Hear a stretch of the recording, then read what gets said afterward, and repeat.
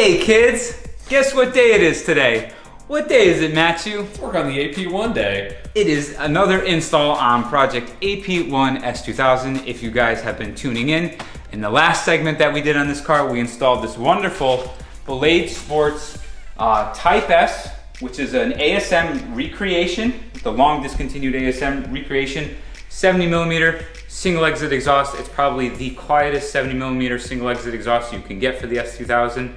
But it saved us 20 pounds versus my dual setup, and it's even a little bit quieter with not really any downsides, maybe like 1 or 2 horsepower lost up top end, but like nothing notable. So I'm very, very happy with it. It made me fall in love with the car again, and I immediately went and started ordering stuff. So after this installation, going from the dual to the single setup, I was left with this giant gaping hole on this side of the rear bumper cap, whatever you want to call this, valance.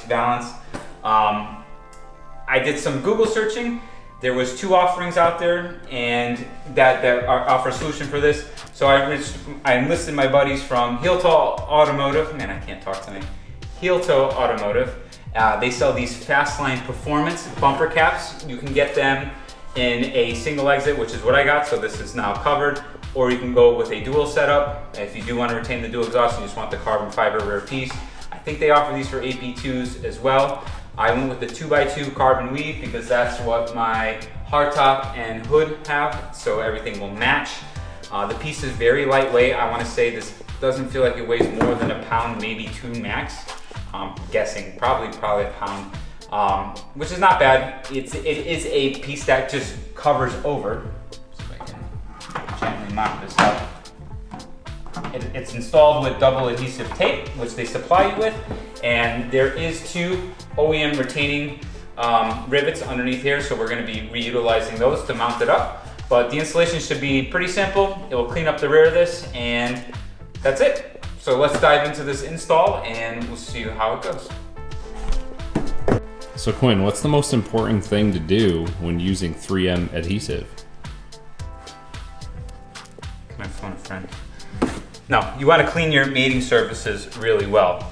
I've had really good results, just double-sided adhesive things on cars, like my BMW has that carbon fiber duckbill. You could probably get that from where you're at. That is literally just held on by double-sided tape, and I've done speeds well over 130, and it stayed on. But Quinn, that's against the law. I did them in another country when I was touring Mexico, of course. Okay.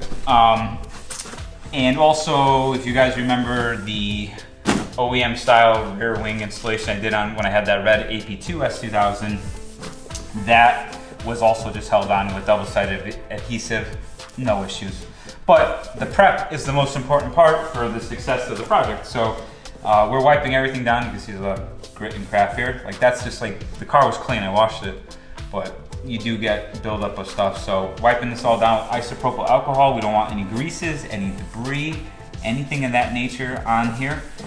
So we want as clean and smooth of an installation as possible. I'm also gonna wipe down the inside of the piece itself before I stick the tape on there, again for the same reasons. And we're gonna eyeball it, line it up, and then just send it. Press and hold, and that will be the install. So pretty easy install. It's just a matter of doing a little bit of prep and making sure that you get it right the first time. Get rid of that gaping hole. Get rid of that gaping hole. Not all gaping holes are good. All right, so Matthew and I have prepped our surfaces. We've installed our double-sided adhesive that was supplied. They give you extra in case you screwed up. We just really, because the piece is not perfectly flat here on the edge, it's got a bevel.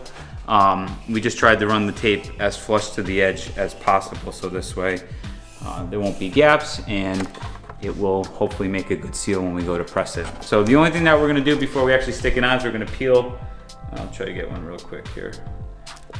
We're gonna peel off the adhesive just a little bit like so, and put this, there we go. Bend this over, have it on the outside. So we're gonna gently start to press it, and then once we are satisfied with the positioning of it, we'll pull this out as we press firmly, and you'll see that in 2 seconds.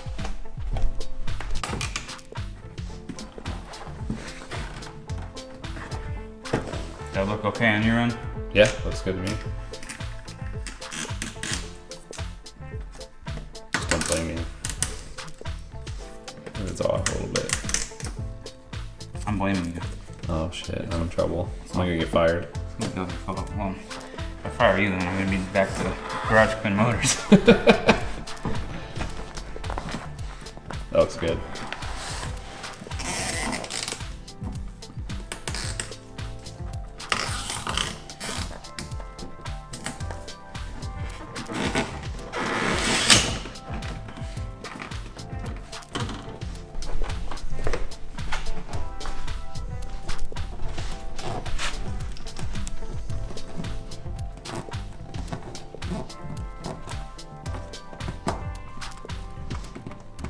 Tail. How good does this look? It's great. He don't even care. My own brother doesn't even care. I don't know why he isn't working on supermotos. What else do I gotta do to my supermoto? Go out and ride it. I do that. Doing dank nooners, and sometimes lubing the bike. No. Only once. They said practice makes perfect. All right, look at that. This bad boy solid. So we did run into a little bit of a hiccup where it was a tight fitment on this side. It was pulling the tape off even if, with me holding it there for a little while. So they do supply you with these little self-tapping screws. They're a little bit too short, I think, for this application. So I went with some longer ones that I had, probably about, I don't know, 2/3 It's of like an a inch. standard like self-tapping Well, screw. they were like, I think I took them off of Miata, but Yeah. anyways, I put one in each corner. I piloted the holes first and just screwed them in. That holds tension of the lip to the plastic shroud, and I stuck a new section of tape on the end there, but this thing's fitting pretty good for first attempt, and It looks real good. yeah, it definitely finishes off and cleans up the rear of the car. You know, I remember like when I was like really younger and I wanted like my dream S2000 build. Something about having like a duckbill with like a carbon diffuser, but you know, the older me, Matthew, is my tastes are changing, and I want the cars to be a little bit more sophisticated, clean OEM. So I don't want to deviate too much from them. And I really like the exterior aesthetic that I have going on with this, with the Amuse front bumper, the Mugen style carbon top. This lip now, I think I'm going to leave the OEM duckbill. I look at all these other duckbill spoilers out there and I just can't find anything that I fall in love with. Plus I don't want to add weight to the car. Diffuser adds weight. This maybe a pound. I'd be surprised if it was much more than a pound. So I'm really happy about that. And everybody who's been following knows this build. I got rid of my green lug nuts. Oh, All the greens that's are right. gone. I mean, they're still green. They're still green, but it's a much more sophisticated green. But like the FD, black lug nuts. RX-8, black lug nuts. BMW, black lug bolts. Like, This Advan overloader here. oh yeah. I love that. Yeah, Advan makes nice wheels. So that's it, guys. Thank you again, HeelToe, Fastline Performance. I'm very happy with the product.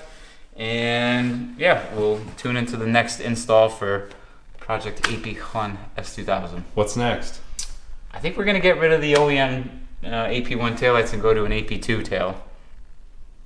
Sick.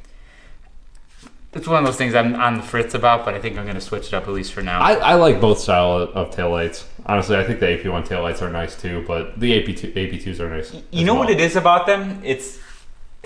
Something about them looks a little bit dated to me. And I don't know if it's just the lens covers that they use for the clear and the red. I'm saying that, but watch the AP2s look exactly the same. I don't know. We're gonna switch them out. Tune in. Next install. Done.